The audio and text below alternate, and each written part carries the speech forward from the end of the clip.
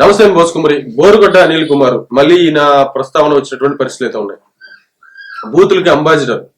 ఒక రకంగా చెప్పాలంటే లాక్కొచ్చేస్తాడంట, నరికెత్తా అంట, సంపేత్తా అంట, పొడిచేస్తా అంట. అంటే బజార్లో నాకు ఏమనిపిస్తుంది అంటే సంపేత్తాం, నరికెత్తాం, పొడిచేస్తాం, వేసేస్తాం అనేటువంటి విధంగా ఏదో కూరగాయల బేరం లాగా ఉంటుంది. ఇన్ని మాట్లాడుతూ ఉంటాయి. చాలా అంటే చాలా చండాలంగా మాట్లాడతారు. అంటే ఇంకా చెప్పుకునే కాదు, అమ్మో నా ఘోరమైనటువంటి వ్యక్తి, అసలు చాలా ఘోరమైనటువంటి. నేను వైసీపీ పార్టీనని అనేటువంటి విధంగా ఆయన ప్రస్తావించారు. ఇప్పుడు వైసీపీ పార్టీ ఆయనకి మాకు సంబంధం లేదనేటువంటి విధంగా ప్రకటించింది. అంటే ఎంత ఘోరమైనటువంటి విషయం చూడండి ఇక్కడ. అంటే ఇప్పుడు బోరుగడ్డ అనిల్ కుమార్ మాకు సంబంధం లేదంటే శ్రీరెడ్డి గారిని కూడా వదులుకున్నట్టేగా. అంటే బోరుగడ్డ అనిల్ కుమార్ అనేటువంటి ఆయనకి వైసీపీ పార్టీకి సంబంధించిన నాయకులు వెనకాల అండదండలుగా ఉండి ఆయన చేత భయంకరంగా తిట్టించి ఆయన ఈయనొక్కడేనా, ఎంతమంది పచ్చి బుద్ధులు తిట్టేవాళ్ళు ఎంతమంది, వీళ్ళందరూ కూడా ఇప్పుడు తిట్టారుగా.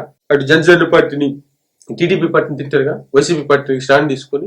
మరి అప్పుడు నాయకులకు తెలియదా? మరి సైలెంట్ గా ఉన్నారే. మరి సైలెంట్ గా ఉండి ఇప్పుడు మాకు సంబంధం లేదంటే మార్పు వచ్చిందా? వైసీపీ పార్టీలో ఏమన్నా జగన్మోహన్ రెడ్డి గారు రిలీజ్ అయ్యారా? ఒకసారి చూసుకోవాలి. శ్రీరెడ్డి గారు ఎలాగా సైలెంట్ అయిపోయింది. పచ్చి బూతులు కదా, పచ్చి బూతులు, నీచమైనటువంటి మాటలు కదా. ఇప్పుడు వీళ్ళకి సంబంధించి వైసీపీ పార్టీ నుంచి ఆదేశాలు రాందే వీళ్ళు వీడియో చేసేస్తారా? అయ్యే పనులేను అసలు అయ్యి, అధికారంలో ఉన్నటువంటి టైంలో అయ్యే పనులేను అసలు అయ్యి. మరి ఒకళ్ళు చేశారో అనుకుందాం, మరి మీరు ఎందుకు అరెస్ట్ చేయలేదు అప్పుడు ఆ టైంలో? అంటే అప్పుడు వైసీపీ పార్టీ వీళ్ళని ఎంకరేజ్ చేసింది విపరీతంగా. అంటే ఒక రకంగా చెప్పంటే వాడుకుంది. ఇప్పుడు అవసరం తీరిపోయింది. ఇది మాకే పార్టీకి చెడ్డపేరు వచ్చేలా బాగుందని చెప్పేసి పైకి మాత్రం ప్రకటనలు ఇచ్చేసి ఆ తర్వాత ఇప్పుడైతే సైలెంట్ అవ్వండి, అధికారంలోకి వచ్చిన తర్వాత చూసుకుందాం అని చెప్పేసి లోపాయకారంగా ఇంతకు ముందు ఫోన్లు చేసి ఏ విధంగా తిట్టించేవాళ్ళు కొన్ని రోజులు ఆగంటారా బాబు అధికారంలోకి వచ్చిందాక అని చెప్పేసి సముదాయించి చెప్తావా? ఇది ఎవరికి తెలియదు అనుకుంటారు, ప్రజలు గమనించుకోవట్లేదు అనుకుంటారా? అంటే బూతులు తిట్టేవాళ్ళు వీళ్ళేనా? ఇంకెంతమంది ఉన్నారు? మరి వాళ్ళందరి పరిస్థితి ఏంటి? అంటే వీళ్ళందరితో అంటే వైసీపీ పట్ల మార్పు. అయ్యా బాబు, మీరు మళ్ళీ పెట్టి తిరిగితే విపరీతంగా పార్టీకి చెడ్డపేరు వస్తుంది, మీరు పక్కలంటారయ్యా, పార్టీ అధికారులకు వచ్చిన తర్వాత చూసుకుందాం అయ్యా అని చెప్పేసి ఏమన్నా కొత్త స్కెచ్చా? ఇది బాగా డిస్కస్ జరుగుతుంది. బోరుగడ్డ అనిల్ కుమార్ మాకైతే మాత్రం మాకేం సంబంధం లేదని చెప్పేసి అన్నారు. కానీ ఆయన మాత్రం పార్టీకి సంబంధించి అయితే మాత్రం విపరీతంగా వాడుకున్నారనేది మాత్రం వార్తలు మనం చాలాసార్లు విన్నాం. నేను వైసీపీ పార్టీనే అని చెప్పేసి ఆయన చాలాసార్లు చెప్పుకున్నాడు.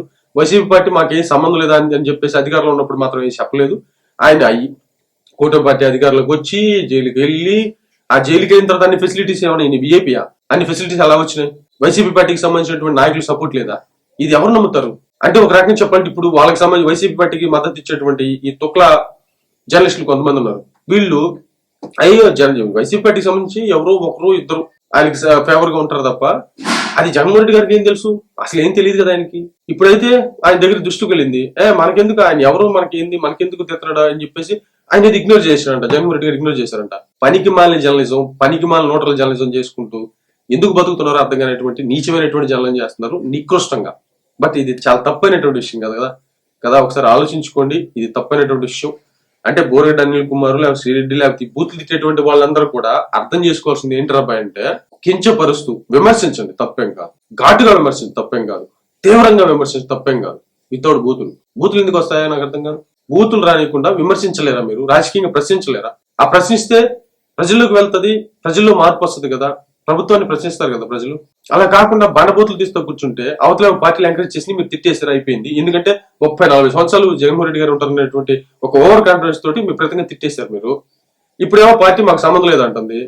కాబట్టి ఈ బోరుగడ్డ, శ్రీరెడ్డి లేకపోతే కొంతమంది ఉన్నటువంటి ఇలాంటి వాళ్ళందరూ అర్థం చేసుకోవాల్సింది, ఇక ముందు కూడా తిట్టబోయేటువంటి వాళ్ళు అర్థం చేసుకోవాల్సింది ఏంటి రాబాయ్ అంటే, క్రిస్టల్ క్లియర్ గా రాజకీయాల్లో విమర్శకి ప్రతి విమర్శ అనేది కావాలి. నువ్వు విమర్శించు, ఘాటుగా విమర్శించు, తీవ్రంగా విమర్శించు, ప్రజలకి అర్థమయ్యేలాగా నువ్వు చెప్పగలిగితే అంతే.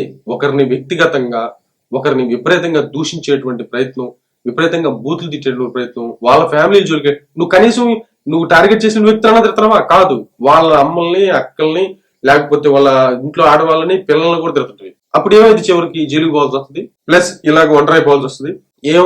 ఏమవుతుందో తెలియనటువంటి ఒక అయోమైనటువంటి ఒక పావు, అంటే వాడుకునేటువంటి ఒక పావు అయిపోతావు రాజకీయంలో అని చెప్పడానికి ఇది ఒక నిదర్శనం.